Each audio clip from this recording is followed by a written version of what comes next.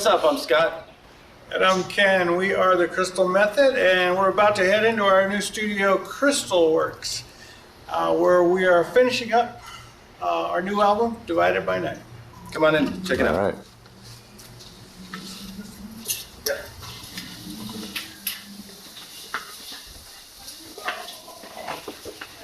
Here's the Hall of Posters. So this is the main control room for our studio. It's quite a departure from the bomb shelter, which was a small little studio built in a two-car garage. By the time we left the bomb shelter, it looked like a bomb had hit it. Yeah, initially, many years ago, our goal was to just get our gear in and hook things up as quickly as possible and start making music. Our goal here was to take the time necessary to create an environment that we felt comfortable, that we wanted to show up to every day, and that we were able to take the next step in our production and make the music that we wanted to make. And I think that we've done a pretty good job of designing and building something that is really, really special. We chose the D command for the studio. We're very happy with it. We're still relatively new on it, but we're getting better and faster, and been very happy with the whole Pro Tools D command system so far. We're desperate to get done with the new record so we can install Pro Tools 8, which looks amazing. On to some of the outboard gear here. We've this Joe Meek here. This is one of the first series of the what is this called? SC2, I guess.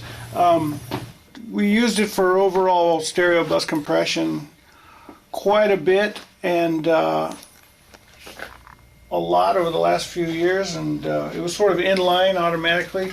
Right now we're using a lot of the SSL stereo bus compression as a plug-in, but we'll be trying and comparing and working with that on the final mixes, probably on the Joe Meek. Also, we've got a couple of distressors, which are great for, well, they do a lot of things. I mean, you can use them to really crush things, but the opto settings gives you a nice vintage sound, and you can link them and use them for light compression as well. And over here we've got our Avalons. We've got two 737s, which are EQ and compressors, and then the 747. It's not a Mic Pre, but it's very good stereo bus compressor with EQ. So in this rack here we have one of our favorites. This DBX 165 was all over Vegas and Tweekend, and we've ran some things through it for this album. Also over on this rack, we wanted to be able to record drums and whole bands if we needed to, so we got an API 500 series rack, and we've got some mic pre's in it. We've got a pair of APIs, and then A designs we've been using predominantly. We like that sound for the most things to come through that. The synths, like we told you earlier, we have many of them. There's some of our favorites. Obviously, we've brought in here the Nord Lead series has always been one of our favorites. From the very beginning, Vegas, we had the original Nord Lead.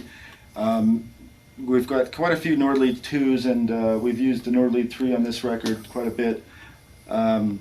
We have the Memory Moog here, which is probably at this moment the biggest synth in the studio. This is one of a really great little piece of wonder that came out on Korg a few years back that we've used on quite a few songs. The Prophecy, really great synthesis on that. It's kind of a unique synth for its time. The other side of the room, you'll see one of our favorites, the Jupiter 6 from Roland. Fortunately, we've never been able to find a Jupiter 8 that, well, we've been able to find them, but we just have never wanted to pony up the cash to get it. But we're going to get one of these days. The Juno 106 all over the first three records, and sprinkled a little bit on this album. Of course, the Nord Lead 2 is one of our favorites. And then down here, the Akai MPC 3000.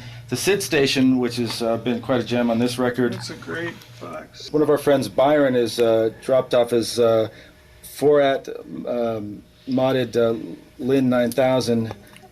It looks great. It's fun to play with if you feel like loading Yes. floppies. If you like loading floppies. If you